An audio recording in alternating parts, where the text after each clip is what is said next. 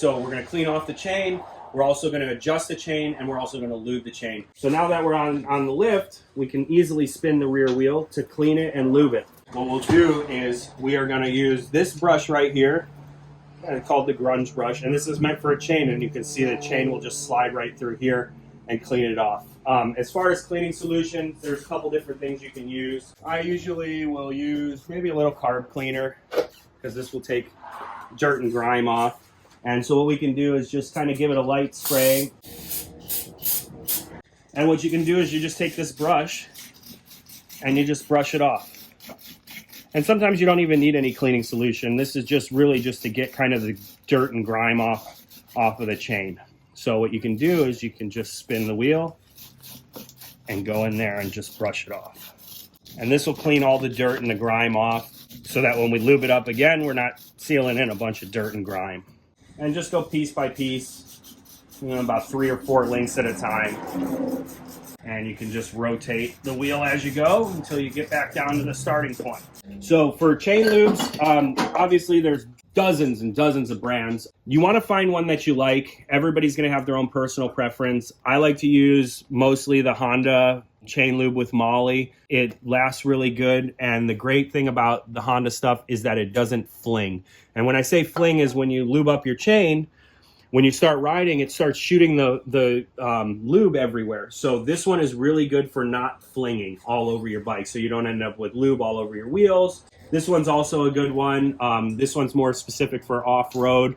However, any chain lube is going to be very, very similar. But today we're going to use the Honda chain lube. Now the way I like to do this is the best way is put a rag over the fairing so you don't get it on there. And what you're going to do is you're going to shake your can of chain lube. You're going to take your can and you're going to start spraying right here. We're going to put the kickstand out of the way. You're going to spray from right here and you're going to spray downwards. And you're not concerned about getting the outer part of the chain on the outsides. You want to get the wheels in the middle here. This is where it makes contacts with your sprocket, and that's where you want the lube to be located. So we're going to shake our can and we're going to come back here and we're going to just start spraying and we're going to just spin our wheel. And we're going to be careful to try to avoid getting it on the wheel as much as possible. This is the best spot to prevent it from getting on the bike or the wheel. And we're just going to go through and do a revolution or two and make sure that it's nice and lubed up. And so you see on our rag down here, we've got all the excess spray. Can wipe a little bit off. Probably get some on the ground or your lift or wherever you're working. Just clean that up. And that's it for the chain lube.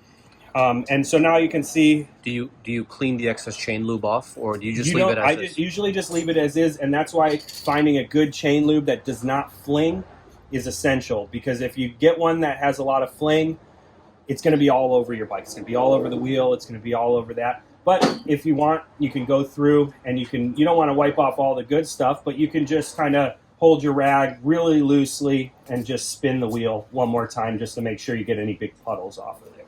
As you can tell, his chain has a little bit too much slack, right? So the recommended, I believe, for this bike is about 25 to 35 millimeters of free play. And so when you measure free play, you're going to pull the chain down and you're going to kind of make a static point of where it is and you pull it up. And so that, to give you an idea, we'll get out our micrometer. These are cheap, great to have around the garage. Just turn it on, it's in millimeters, zero it off. And what we're going to do is we're going to just open it up and we're going to start our measurement right here and we're going to see how high the chain goes. And you usually want to do it right in the center here. So the way I usually like to tighten them is going to be on the wheel. So we're going to go ahead and take it off the lift here. Pull our stand out. And sometimes the bike moves over, so what I'm going to do is just straighten it out so it sits up straight. As you can see now, it's still on the wheel. We still have too much chain slack here. I mean, this is way too much. And if you leave it like this, you're going to wear your sprockets out faster, and you're also going to run a risk of running the chain off the bike. 32 millimeter. All we're going to do is just loosen this up here. And you don't need to take the nut all the way off. So as you can see, this is our adjuster here. On this bike, I believe it's a 12 millimeter for a lock nut and a 12 millimeter for the adjuster screw. So we're going to grab our 12 millimeter open end wrench. We're going to loosen the lock nut and we're going to start pulling this back. Now the key when you're doing a chain adjustment is making sure that you're even across the way. And most bikes have a little mark on here to make sure that you're even, and we don't see any markings. So this one's, oh, here we go. Your marks are down here.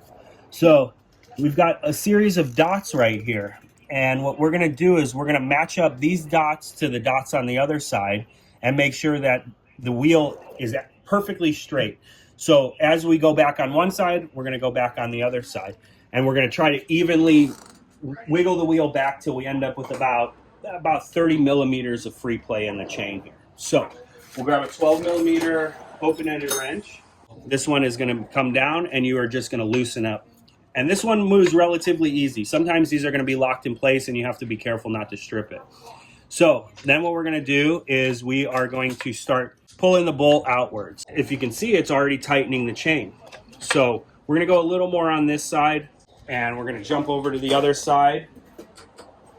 And we moved it about a turn or so. So we're gonna loosen this lock nut again.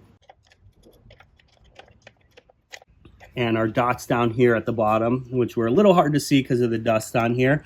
So from the back of the adjuster block, we are 1, 2, 3 dots back. So we're gonna jump back to the other side, and you kind of have to keep switching side to side to make sure you're even. And we are 1, 2, 3, but if you notice, we are just past the third dot on here. So with the chain where it is, we're gonna do a quick measurement and we are gonna pull it down. You wanna do it kind of in the middle here is where they recommend doing it. So, and we're gonna open it up to where we want it at. So we're gonna do a 30 millimeter chain slack here. So right about there. We're gonna hold it in place with one hand and we're gonna pull the chain up.